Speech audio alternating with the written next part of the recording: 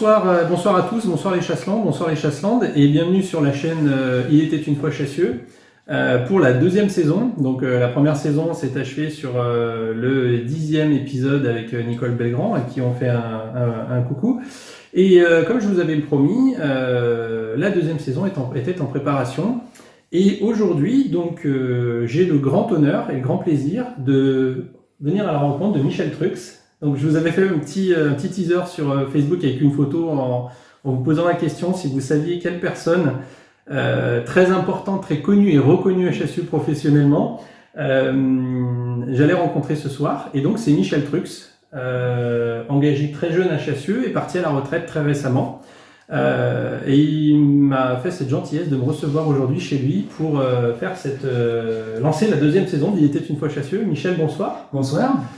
Merci de m'accueillir chez toi pour lancer cette deuxième saison. C'est vraiment très très sympa de ta part et je suis vraiment honoré de te rencontrer parce que j'ai beaucoup entendu parler de toi. Alors on s'est rencontrés sur diverses manifestations avec le Sous des écoles, la fanfare, l'harmonie, etc.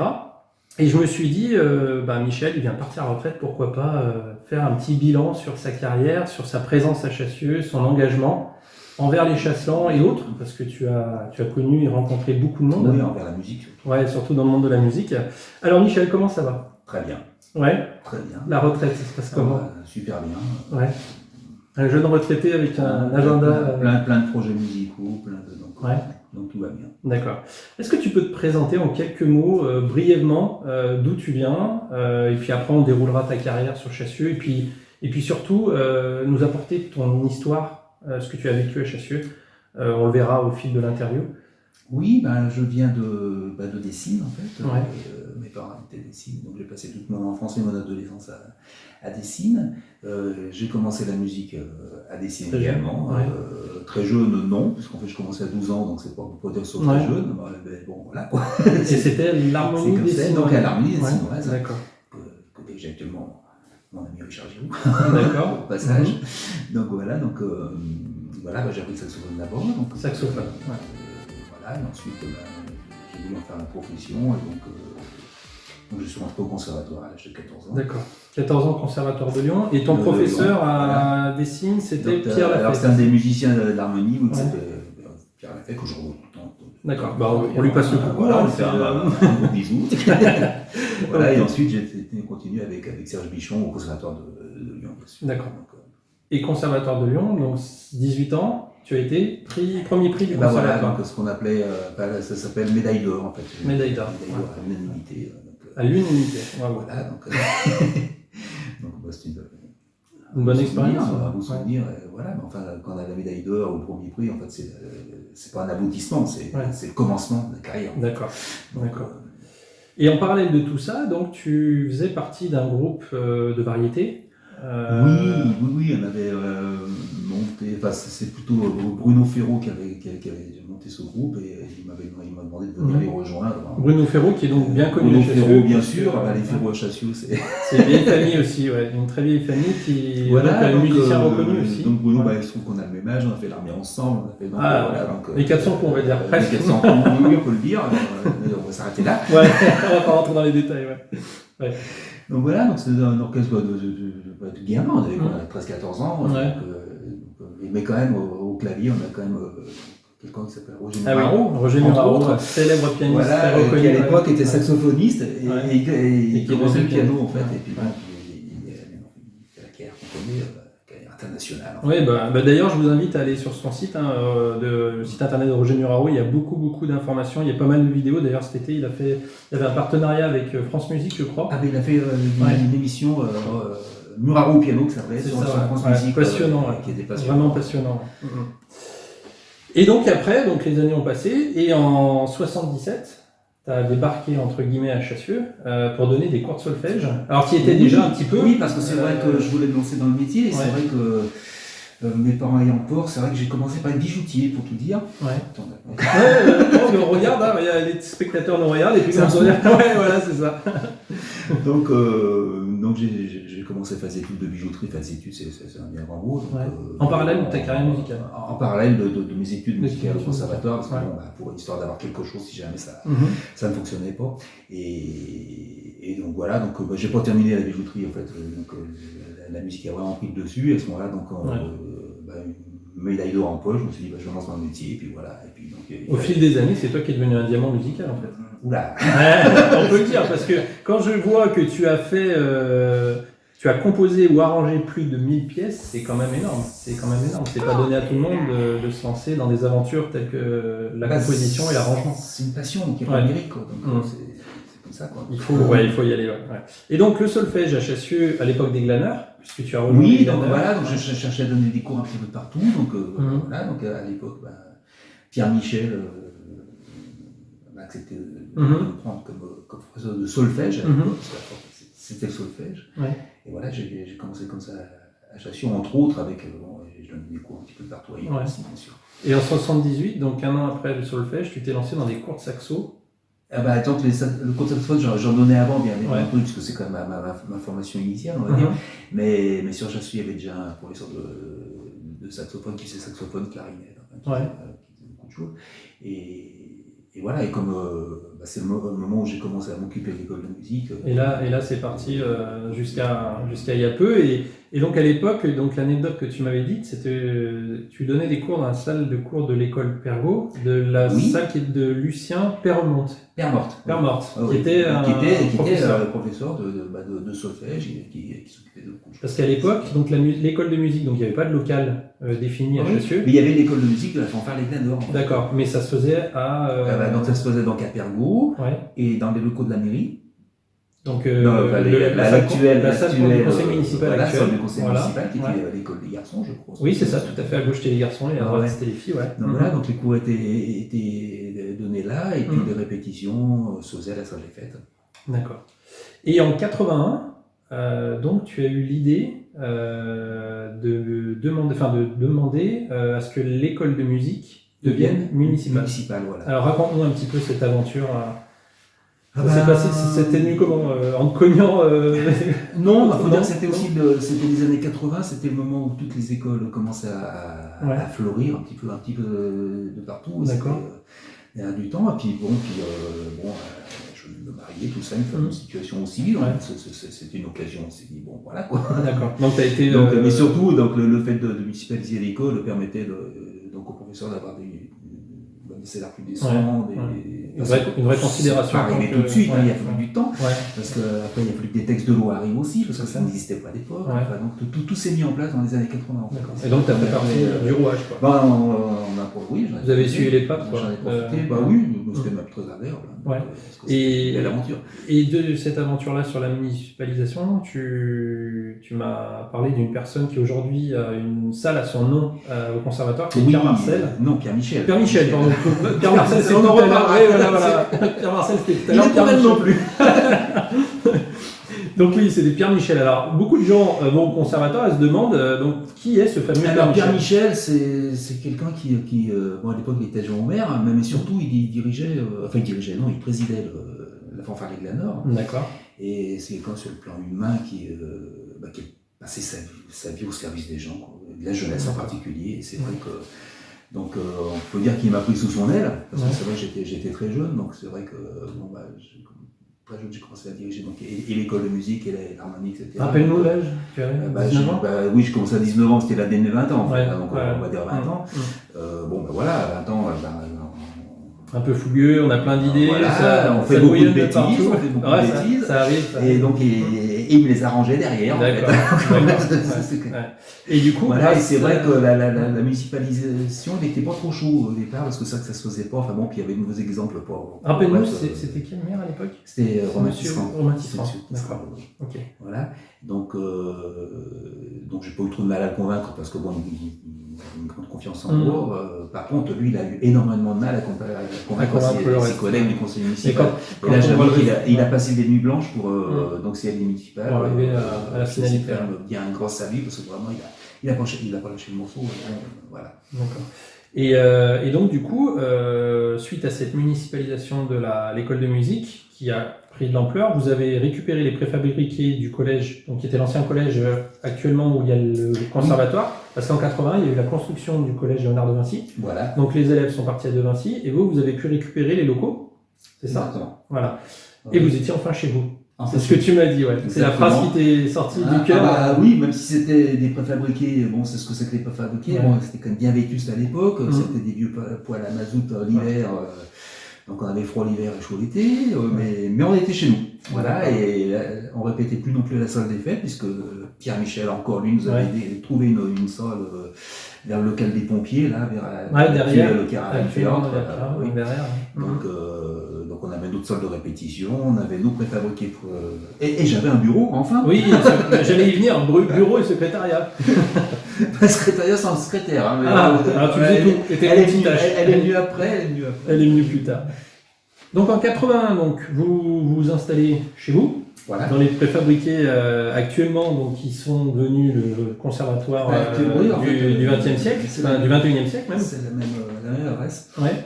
Et donc le conservatoire qui va fêter ses 40 ans cette année. Voilà. Donc la même année, 81, comme moi, parce que j'ai fêté mes 40 ans cette année, donc j'ai le même âge que Tisserand, le complexe Tisserand, le collège de Vinci et le conservatoire de Chassieux.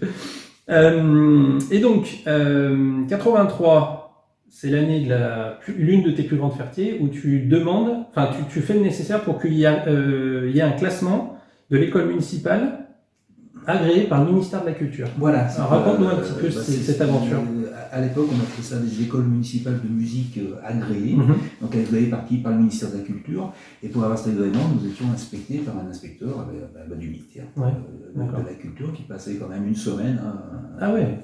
Carrément avec nous. On faisait le tour, lui et moi, de tous les profs. Donc un petit peu stressé ou tu n'avais pas c'était non, il se trouve que c'était le directeur du conservatoire de Lyon qui me connaissait très bien. Le conservatoire de Lyon, premier prix en plus avec ton prix. Comme élève, en fait, surtout. Donc bon, puis je sais que pour me récompenser de ma médaille d'or, on était partis ensemble un concert à Saint-Rémy, en fait. Ah, bien. Voilà, donc il m'aimait bien. D'accord. Et du coup, la semaine s'est super bien passée et au final, vous avez eu l'agrément. Voilà, d'accord. On a eu vraiment. L'attente, la réponse a été longue ou pas, tu t'en souviens? Ou ça s'est fait tout de suite dans la foulée? La réponse, elle était un peu longue. Bref, pour toutes les raisons. D'accord.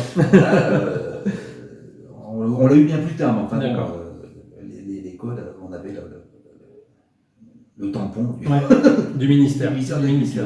Très bien. Donc une fierté de l'époque de l'école parce que de c'est musique. vrai que c'était quand même c'est pas courant, assez vite. C'était pas courant. Après, si quand même on avait dans le coin, quand même, il y avait quand même Bourg-en-Velin qui était. D'accord. Déjà, il y avait Saint-Fond et Saint-Priest. D'accord. Ah oui, donc sur le sud-est lyonnais. L'est lyonnais a toujours été bien fourni. Bien placé en école de musique. Voilà. Et donc les années ont passé, donc 83, 84, 85 jusqu'à 88, et à 88 c'est l'année de l'idée de la photocopieuse. Alors raconte-nous, parce que moi je l'ai noté comme ça dans ma tête, l'idée de la photocopieuse, et puis je me suis dit, il faut raconter cette histoire. C'est quoi cette idée de la photocopieuse? Parce qu'il faut se dire que 88, c'est un an avant 89. C'est la veille de 89. Ouais, c'est ça. Pour ceux qui arrivent un petit peu avec les années. Et donc en 88, qu'est-ce qui s'est passé on s'était dit avec Marianne de Vigneault. Voilà, c'est Marianne de Vigneault. Marianne de Vigneault qui s'occupait elle était musicienne intervenante dans les écoles, elle faisait partie du personnel du conservatoire. On s'est dit qu'est-ce qu'on peut faire pour 89 quoi. Donc, puis à l'époque, c'est vrai que les photocopieuses, elles n'étaient pas dans les services, pour aller faire des photocopies, il fallait aller à la mairie. Donc voilà, puis on se retrouve en même temps à la photocopieuse et puis on en rediscute et tout. Puis l'idée du siècle. C'est vrai qu'il existe un opéra rock qui s'est fait dans les années 70 et qui avait été un succès. Et, pourquoi pas le faire nous, quoi. Voilà, tout. Et puis c'est parti de là, et puis je dis, d'accord, allez hop. Comme quoi, aux photocopieuses, il y a plein de sujets, il y a plein de conversations. Les grands projets ne sont jamais d'ailleurs. Ouais, exactement. Et donc là, vous vous êtes dit, que faire pour le bicentenaire? Et puis, comme tu me disais là à l'instant, c'est cet opéra rock. Voilà, donc de Claude Michel qui avait été un succès dans les années 73, si mes souvenirs sont je suis pas sûr. Ouais, c'est à peu près ça, ouais. Donc, je me suis dit, c'est parfait, je vais faire les arrangements, et puis c'est parti, quoi. Et là, alors c'est vrai que comme elle s'occupait des écoles, donc c'était facile, enfin facile entre guillemets. Ouais, parce que tu m'as dit que vous aviez eu pas mal d'embûches. Oui, parce que c'était quand même 900 enfants sur scène, l'orchestre qui était l'ensemble orchestral, j'avais adjoint un groupe de rock. Ouais, c'est la longue liste de tes contacts que tu t'es... actuelle, oui, qui te fait de connaissances, bien sûr. Donc toujours, par exemple, mise en scène Edmond Morcy, donc Morcy. Donc Edmond Morcy, après on a fait plein d'autres choses. Plein de projets, plein de gros spectacles ensuite, puisque tout ce qui va suivre après ce chapiteau. Et ben voilà, quoi, belle aventure, gros travail. Combien de temps de préparation jusqu'à la date du jour J? Un an et demi? Un an? Un an où je suis revenu de la photocopieuse, j'ai commencé à écrire les premières notes. D'accord. Parce que du coup, c'est tout toi qui as fait les arrangements musicaux. Les arrangements musicaux, oui. Ouais. Et ça représente combien à l'époque, il n'y avait pas d'ordinateur, donc c'était tout à la main. Tout à la main, ouais. Donc 24 morceaux, c'est ça? Oui, c'est c'est ce que je dis. Hein. Voilà, donc c'est ça, ouais. Donc l'histoire brièvement, c'est parce que du coup j'ai quand même réussi à retrouver. Je l'ai retrouvé. C'est toi qui me l'as confié. Puis tu m'as confié beaucoup de documents et d'archives concernant ta carrière, ta très longue carrière fournie. Donc ce document-là qui est la Révolution française opéra rock, donc qui a été qui a été présenté à HSE le 9 juin 89. Et brièvement, donc nous sommes en 1789. Isabelle de Montmorency, jeune fille de la noblesse, aime Charles Gautier, député du tiers-état. C'est leur histoire que nous allons suivre et la grande histoire, celle de la Révolution qui va nous mener des États généraux de 1789 jusqu'à la Terreur et la contre-terreur de 1794, avec une distribution de professionnels, tu m'as dit? Non, c'est que des amateurs là. C'est des amateurs. Essentiellement des amateurs et des chasselants, notamment, et là c'est la petite cerise sur le gâteau parce que je le connais via sa maman, c'est André Belgrand, qui travaillait à l'époque, non? Non, il travaillait pas encore à l'époque. Oui, donc il était tout jeune. Oui. Et il a eu le rôle du conseiller du roi, général Kerman et Fouquier-Tinville, c'est ça. Et puis d'autres prénoms qui sont connus, Hélène Gutefin, Marianne-Antoinette, et puis d'autres noms connus à Chassieux, plus... Oui, même des élèves, des petits élèves, qui étaient tout gamins et qui maintenant sont dans la profession. Qui sont musiciens ou acteurs. Il y avait Ludovic Achour, si mes souvenirs sont bons. Ouais, c'est ça, Ludovic Achour. Qui est maintenant dans la profession. Il y en a d'autres aussi. Ouais. Alors c'est vrai que les professionnels, ils étaient pas dans les chanteurs, etc. Ils jouaient. J'avais mis quelques musiciens. Les profs, bien sûr, et puis l'orchestre rock. Était professionnel. En fait. Alors c'est ce que tu disais tout à l'heure parce que j'ai pas fini sur la distribution, c'est que faut pas oublier non plus qu'il y avait le chœur des enfants des écoles primaires de Chassieux, et c'est ce que tu disais qu'il y avait 900 enfants. Ouais, ça. Donc plus le chœur des enfants de l'école de musique de Chassieux. Voilà, l'ensemble orchestral de Chassieux et l'orchestre Epsilon qui était un orchestre. Et j'avais créé, pour la circonstance, j'avais créé un chœur d'adulte aussi. Le chœur d'adulte du bicentenaire. Voilà. Le groupe de danse des Arlequins qui est parce qu'on n'avait pas la danse à l'époque. Voilà. Et l'atelier de théâtre du collège de Chassieux. Donc ça faisait énormément de monde. Et pour finir, donc il y a le détail de la mise en œuvre du spectacle. Donc je le mettrai en ligne, celui-là. Je voulais pas le mettre tout de suite parce que ça aurait donné trop d'indices pour vous garder en haleine de savoir qui est-ce que vous alliez voir au premier épisode de la saison 2. Mais la mise en œuvre du spectacle, donc administration générale, la ville de Chassieux, comité des FN, Marianne de Vigneault et Michel Truc, donc les deux de la photocopieuse, si on peut se permettre de dire ça. Voilà. Et puis après, il ne faut pas oublier non plus qu'on a eu les mises en scène adultes avec Edmond Morcy, assisté de Madeleine Martin, à qui je passe le bonjour. Parce que Madeleine Martin, c'est la présidente de Chassieux Loisirs et Culture et Loisirs, qui m'a invité il n'y a pas très longtemps pour faire une conférence. Donc, passe le bonjour à Madeleine et à tous les adhérents de l'association de Chassieux Culture et Loisirs. Et puis, plein d'autres personnes de Chassieux. Alors, des noms que je vois, donc là, Costume Enfant Cœur, Marie-Thérèse Girardi, Atelier Couture et les parents d'élèves. Beaucoup de chasseurs ont donné la main pour faire les... Bien sûr. Ah oui, c'était tout Chassieux. C'était vraiment une grosse production locale. Donc là, c'est 89, ça a vraiment été une... Combien de personnes sont venues voir ce spectacle? Eh ben, on a fait ça devant 5000 personnes. Devant 5000 personnes. Ouais. Et c'était... Chapiteau, bien sûr. Chapiteau, donc c'était à... Alors là, je crois que c'était... Non, je crois que c'était sur le stade de rugby. Oui. D'accord. Là, c'était... Après, c'était Stade Joly, mais là, c'était encore... D'accord. C'était encore sur le terrain de rugby. Et voilà, pour la petite histoire, c'est vrai que la première répétition s'est passée à l'espace Tisserand et j'avais oublié un tout petit détail, c'est qu'il y avait 900 enfants qui venaient répéter et les parents venaient les chercher après la répétition. Ah oui, donc des sacrés bouchons dans la ville. Ça veut dire qu'on a embouteillé Chassieux jusqu'à, je sais pas, jusqu'à 3h du matin. C'était pas un expo, mais c'était voilà, c'était l'Opéra Rock. Je m'étais fait des copains. Mais après, et comme quoi, 32 ans après, on en reparle encore. Oui, parce que l'Opéra Rock, les vrais chasselands et les chasselands qui sont partis de Chassieux, ils s'en souviennent. Quand on parle du bonnet phrygien, des photos, d'ailleurs, il y a un article dans, alors c'est ma Bible, hein, je vous en parle très souvent, Chassieux-en-Velin. Il y a une photo sur la fin du bouquin. Si j'arrive à remettre la main dessus, ici, voilà. Celle-ci, photo. Alors peut-être que des chasselands qui ont mon âge, puisqu'à l'époque ils avaient 8 ans, ouais c'est ça, 8 ans, peut-être qu'ils se retrouvent dans cette photo. Et donc, toi, ça te rappelle des souvenirs, ça, hein? Oui, forcément. Et des beaux. Hein. Ouais. Parce que là, on voit le chapiteau derrière, et puis tous les visages des gognes, les petites filles et petits garçons qui s'en souviennent encore aujourd'hui. Voilà. Donc l'Opéra Rock, donc ça c'était en 89. Et 90, Pierre Michel donc quitte la présidence de l'ensemble orchestral et arrive Christelle Bonnet. Voilà. Et donc j'ai retrouvé dans les vieux articles du journal que tu m'as confié. Alors je vous le mettrai aussi en ligne, hein, la passation de pouvoir entre Pierre Michel, que tu portes dans ton cœur, puisque c'est une personne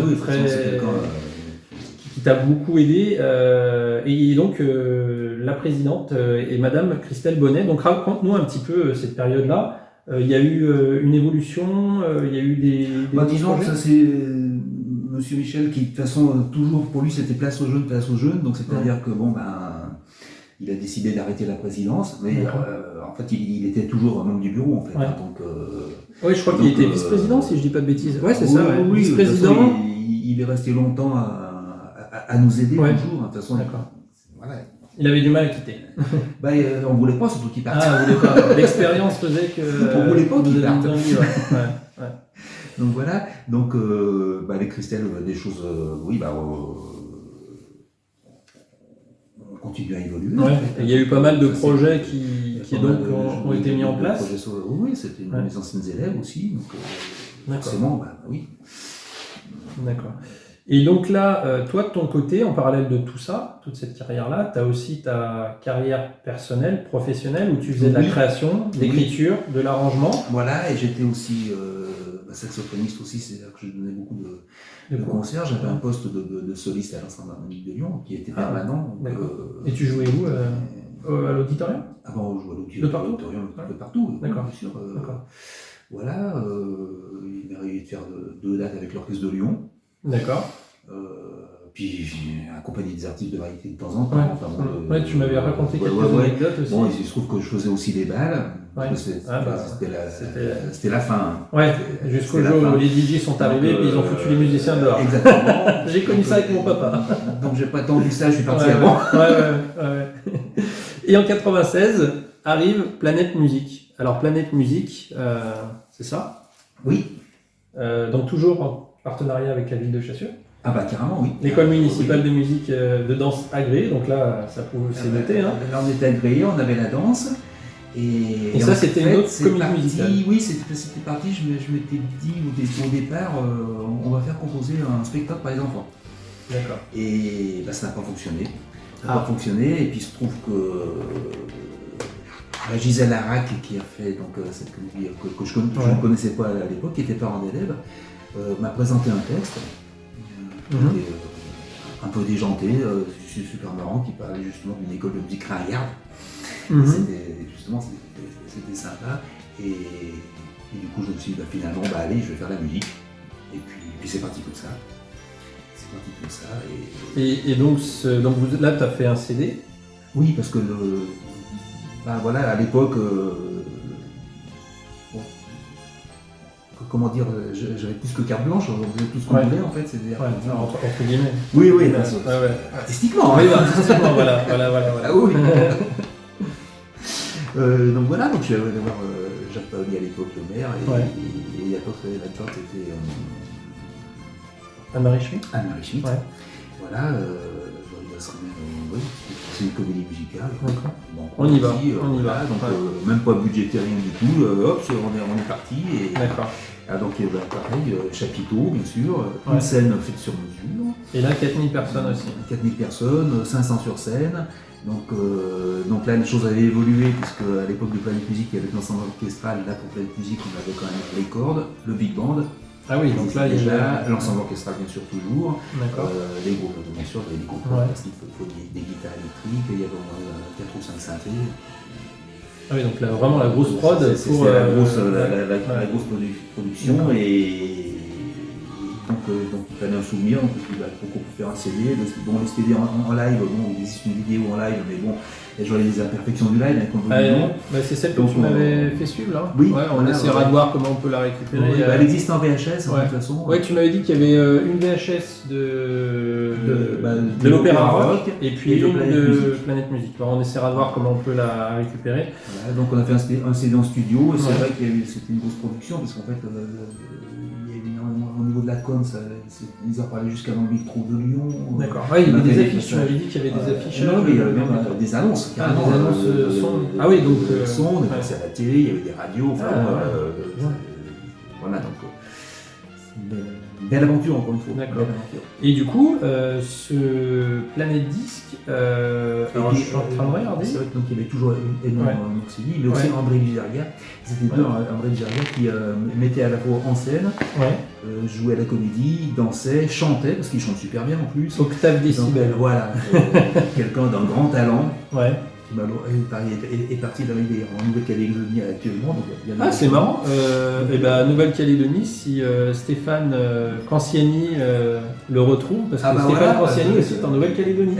Donc Stéphane, tu as la mission de retrouver André Lucerga en Nouvelle-Calédonie. De toute façon, il fait des spectacles de rue. D'accord. Il arrête pas de bosser. Je suis sûr que Stéphane doit trouver là, il n'y a pas de souci.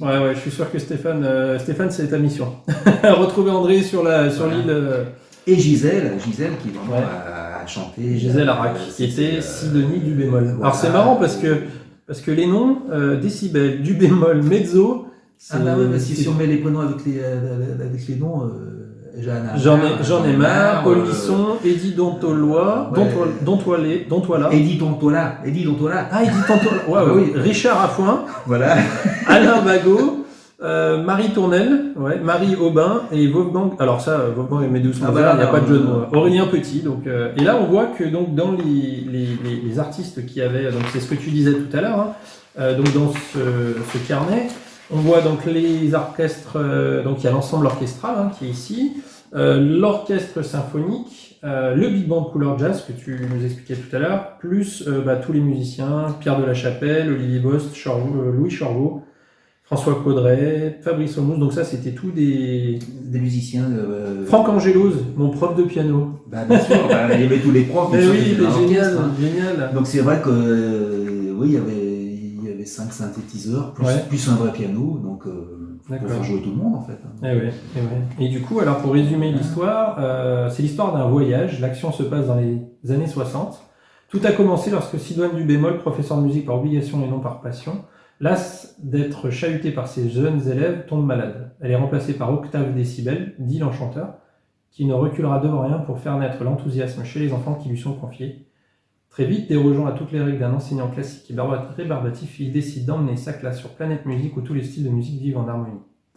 Chapeau. C'est pas un petit peu une autobiographie sur cette comédie musicale en te connaissant un petit peu non, parce qu'en fait, l'idée est vraiment de Gisèle. Alors peut-être qu'elle s'est inspirée de ta vie, je sais pas.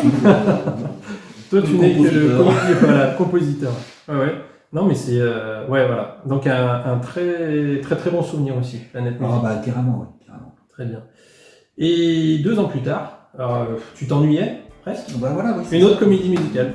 Portrait d'enfant. 90. Portrait d'enfant, oui, c'est vrai. Oui. Tu m'avais parlé de Portrait d'enfant. Effectivement, là, c'est un collègue à moi et Thierry Redon qui dirige l'école de musique de Saint-Paul, qui un jour me dit écoute, moi aussi j'ai fait une comédie musicale à l'époque, et puis il fait passer une cassette. Donc c'était. Bon, il y avait très peu de musiciens, mais j'ai trouvé des musiques excellentes. génial ce que tu as fait. Donc je lui ai proposé de faire les arrangements, puis de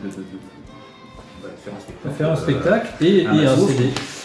Et forcément. Puisque à l'époque, c'était l'époque des CD. Forcément. Donc là, pour le coup, le CD est en live. Parce que je l'avais financé moi-même par ma maison d'édition. J'allais y venir à la maison d'édition. Bleu Nuit Production.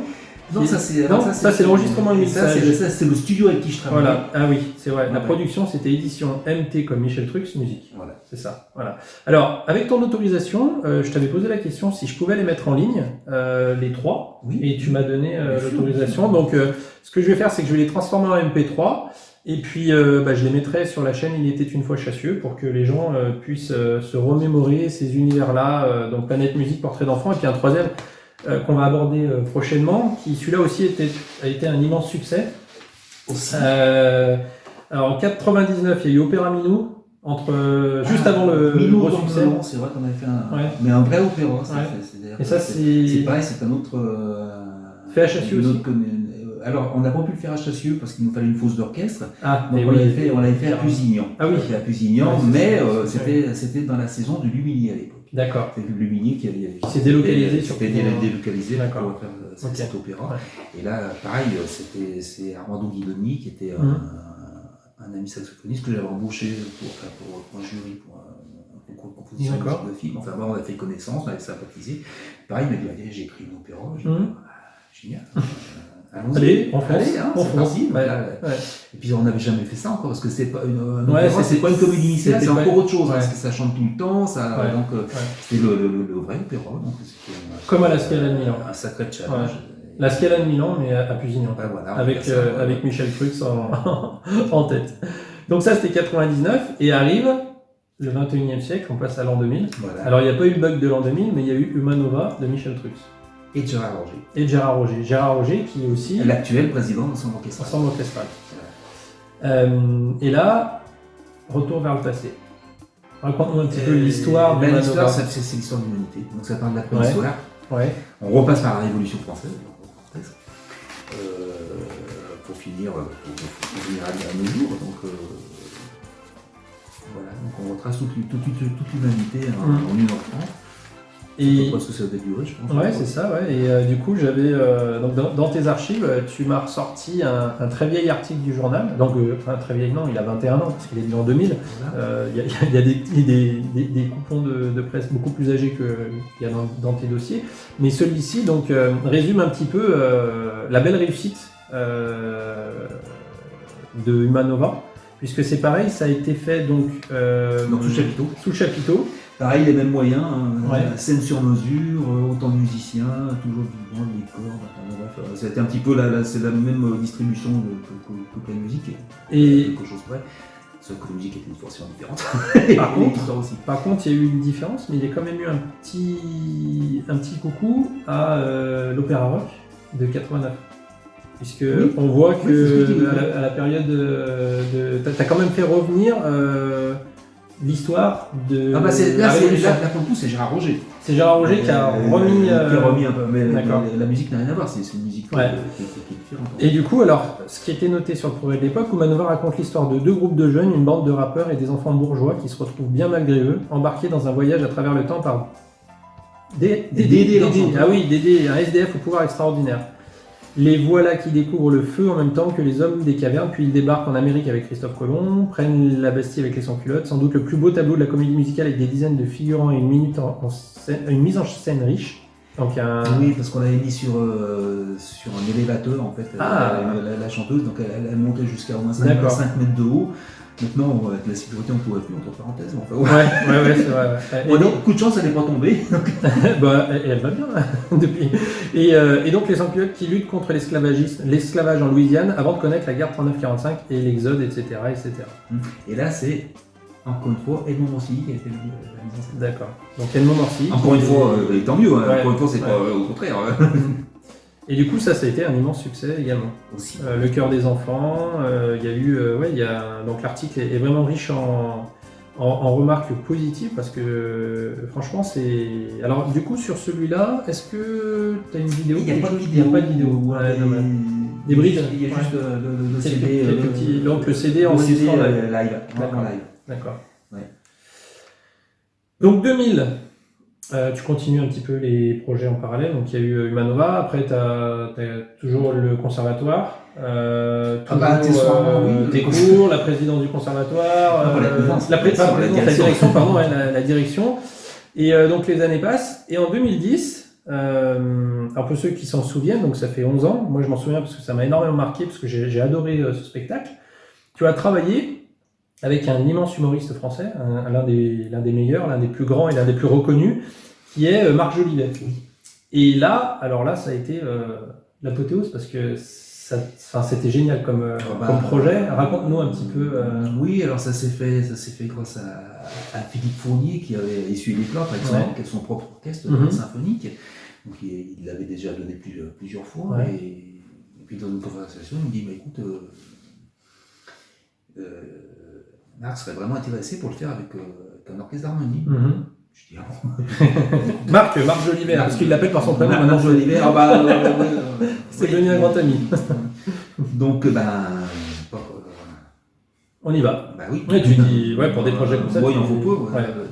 Donc tout de suite, donc voilà, ça s'est fait comme ça en fait. Donc d'accord. Il a fallu refaire les arrangements bien sûr pour tu dis il a fallu, mais pour toi c'est simple, mais c'est un travail immense. Après, oui, surtout qu'en parallèle on faisait autre chose. Enfin bon, bref, c'était une année assez riche quand même. Ouais.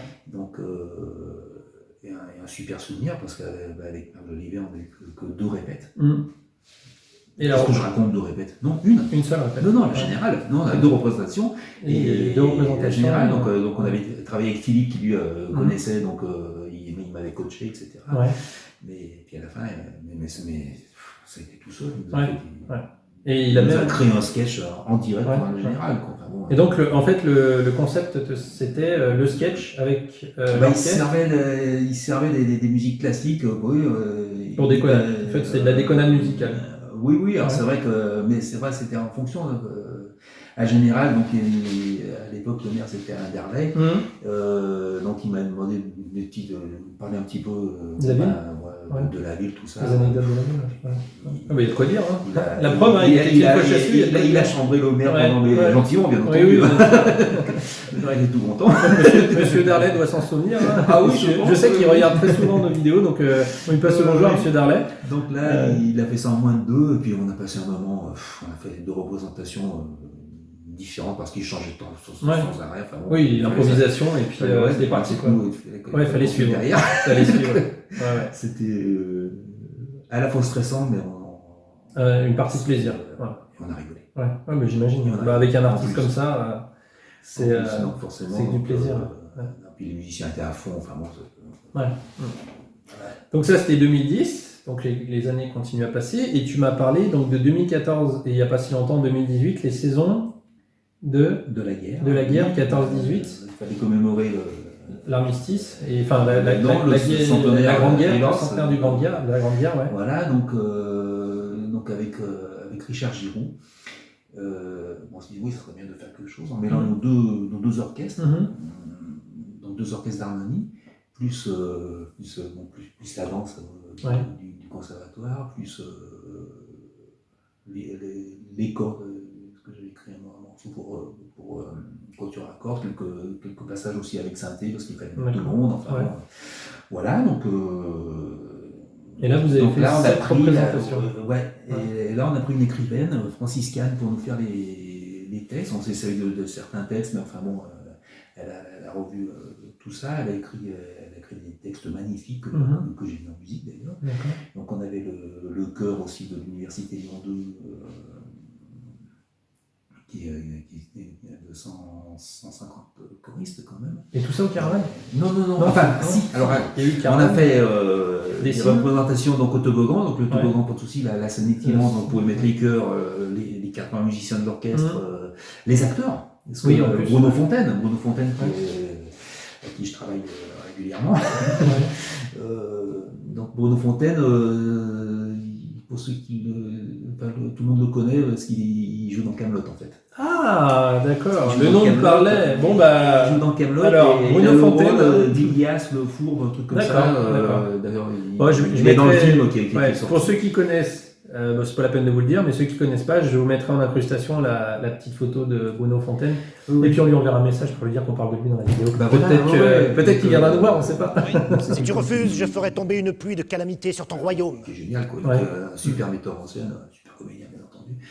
Et donc voilà, donc lui, l'écrivaine, Richard Giraud, Franck Angelos qui avait, un rôle très important dans ce spectacle. D'accord. Les danseuses, voilà, c'était super. Alors c'est vrai que c'était facile de le faire au toboggan. Au caravane, c'était un peu plus compliqué parce qu'il y avait pas de place. Donc la solution en mettant les chœurs à la place du public sur le premier rang, l'orchestre derrière. Enfin, on avait un bidouillage comme ça, et puis finalement, on s'en est sorti. C'est comme une lettre à la poste.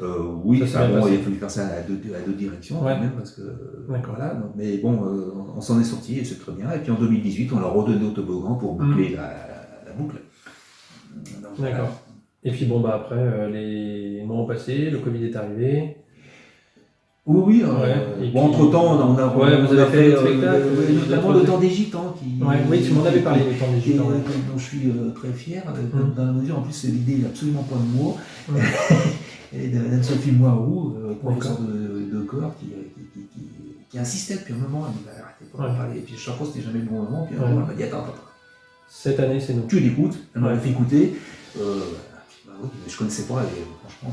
D'accord. Et ça, c'était quand 2019 C'était 2019. De toute façon, 2018, vous avez fini ça. Non, c'était peut-être en 2017 Peut-être 16-17, là, faut. Je regarderai dans tes tickets je ne sais tirages de presse. C'est vrai que là c'est pareil. Donc là, on avait mis tout un orchestre. Donc avec des cordes, des vents, des guitares électriques, des trois harpes, enfin bon. Décoration, bien entendu. Voilà, et c'est Anne-Sophie qui a pris ça à bout de bras. C'était son bébé. Voilà. Et Bruno Fontaine qui était là pour la mise en scène aussi. Toujours Bruno. Forcément, on va en parler de Bruno. Ok. Et donc, après, comme je disais, le Covid est arrivé, donc tu as quand même continué à donner des cours avec le conservatoire. Le conservatoire, bien sûr, on a continué en visio. C'est vrai que les profs étaient hyper réactifs. C'est vrai qu'il y a eu beaucoup de travail donné par les profs. Donc on a fait ce qu'on a pu, donc les élèves ont pu quand même avoir cours. Bon, en visio, mais après c'est quand même mieux que rien. Tout à fait. Donc voilà, on s'en est sorti comme ça.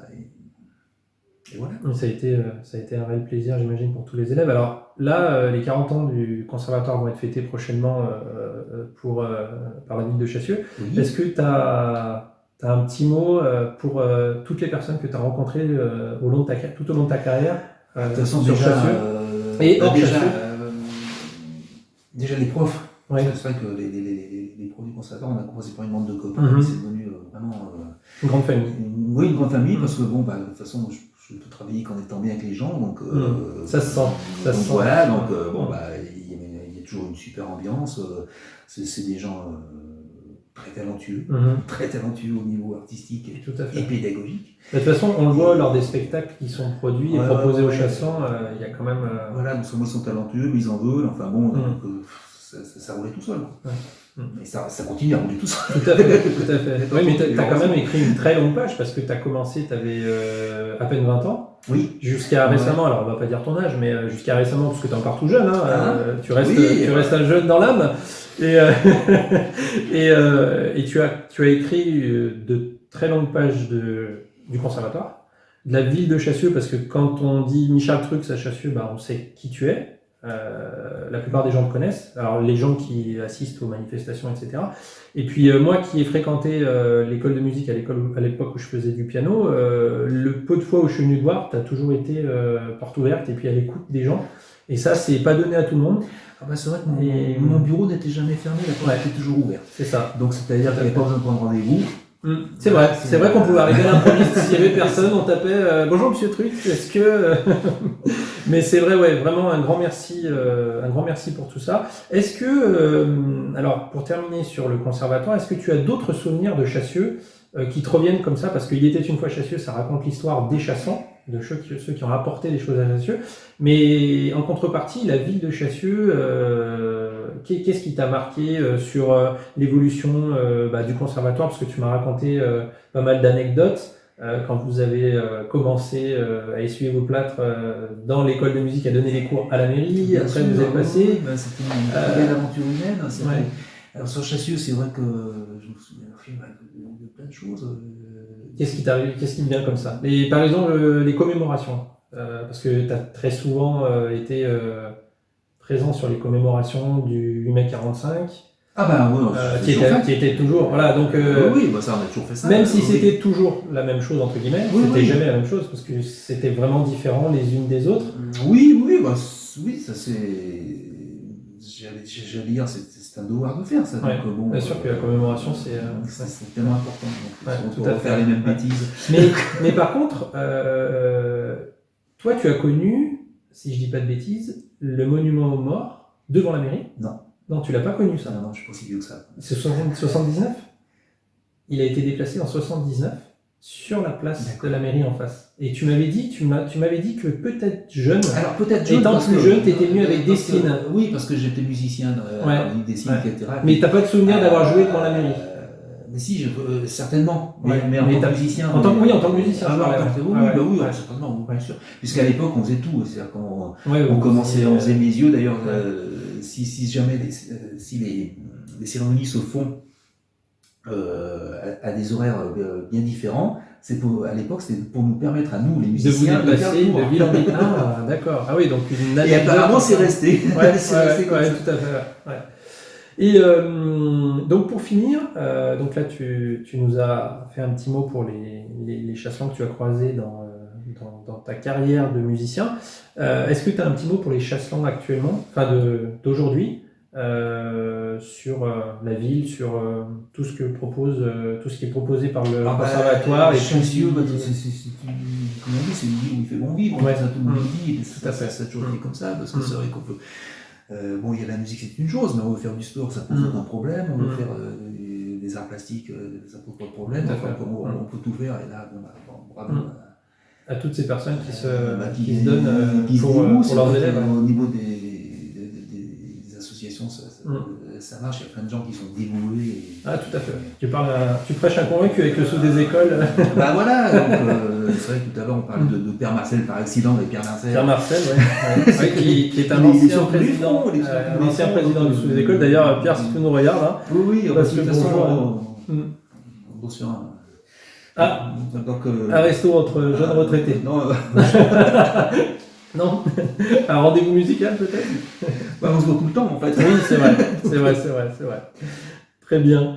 En tout cas, Michel, je suis très content de t'avoir interviewé parce que c'est le premier de la saison 2, mais c'est le 11e pour moi. Ah oui. Et repartir sur une nouvelle saison avec une personne dévouée telle que toi, ça va me permettre de rencontrer d'autres personnes encore derrière. Merci beaucoup. Merci pour tout. Bah, c'est bon. Merci pour le conservatoire, Bah, c'est bon, pour le c'est- développement de la musique. Et puis joyeux anniversaire conservatoire. Bah, voilà. Et puis bonne retraite à Je crois toi. oui, voilà, ça va. Ouais. J'ai un projet là en cours. Ah bah voilà, il n'a pas fini. Il est à peine à la retraite, il a déjà un projet. Avec Bono Fontaine, et je sais pas si je. Tu peux nous en parler ou c'est un secret? Bah, non, c'est pas un secret. Ah non, c'est pas un secret, non, parce que je suis un passionné de Victor Hugo, donc Très bien. On sera deux. Voilà, on sera au moins deux, donc c'est déjà ça. Voilà, je viendrai et il y aura. Donc voilà, donc C'est c'est sur quoi, c'est sur sa vie. En fait, c'est sur sa vie. Donc oui, il y a de quoi faire. j'ai plein de poèmes en musique. D'accord. Voilà, donc ça sera en symphonique avec des chœurs. Ah, génial. Mise en scène par Bono Fontaine, qui va aussi Génial. écrire des textes. Ouais. Enfin, bon, donc, mais pour Une le moment, prévision c'était- sur. T'as une idée à peu près 2022 2023 Non, plutôt 2023. 2023. Hein. Ouais. 2023, on va essayer d'avoir l'auditorium, tout ça. Donc Ah, de Lyon? Ouais, donc, Ah, génial.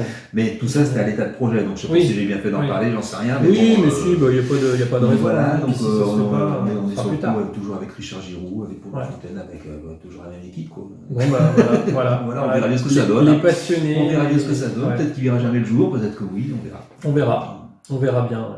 Bon, en tout cas, merci. Ah, c'est moi. Merci beaucoup. Merci à tous les chasselans de nous avoir suivis. N'hésitez pas, hein, comme toujours, à vous abonner à la page Facebook qui est ici, la chaîne YouTube aussi, de cliquer et puis de vous abonner aux publications. Merci à tous les chasselants de nous suivre, très nombreux, à tous les chasselants et les non-chasselants, les anciens chasselants, à mettre des commentaires sur Facebook, à réagir, liker, partager, continuer. Et comme je le dis toujours, hein, chassieux c'est vous, chassieux c'est nous. Il était une fois chassieux, c'est vous. Il était une fois chassieux, c'est nous. Continuons à transmettre ce devoir de mémoire, comme disait Stéphane Canciani. Et à la prochaine fois, au prochain épisode. Merci de nous suivre, comme d'habitude. Merci Michel, bonne soirée, à très bientôt. Bonne soirée à toi aussi, puis Au revoir tout le monde. au revoir à tous les chasselants. Voilà, ça sera le mot de la Et fin. merci de venir à tous nos spectacles. Voilà. Ça sera le mot de la fin de Michel. À bientôt. Au revoir.